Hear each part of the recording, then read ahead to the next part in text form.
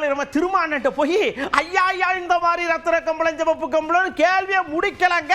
அண்ணன் ரொம்ப அழகா சொன்னார். அவர் எதுக்கு சொல்றாருன்னு உங்களுக்கு தெரியும், எனக்கு தெரியும், ஊருக்கே தெரியும், உலகத்துக்கே தெரியும். அவருக்கு அப்படி ஒரு அஜெண்டாவை கொடுத்துருக்காங்க. ஐயோ எங்க வேலை நெருக்கடியை கொடுத்து நாங்க டென்ஷன் ஆகி வந்துருவோம்னு பார்க்கார். நான் டக்காது அப்படின்னு சொல்லிருக்காரு அண்ணன். திமுக தலைமையிலான கூட்டணியில் ஒரு குழப்பத்தை உருவாக்குவதற்கான முயற்சியை தவிர அதில் வேறு எந்த உண்மையும் இல்லை அல்லது வலுவான ஒரு வாதமும் இல்லை. கட்சி நெருக்கடிகளை சந்தித்துதான் வளர முடியும். அதிமுக ஆட்சியிலும் எங்களுக்கு நெருக்கடி இருந்தது.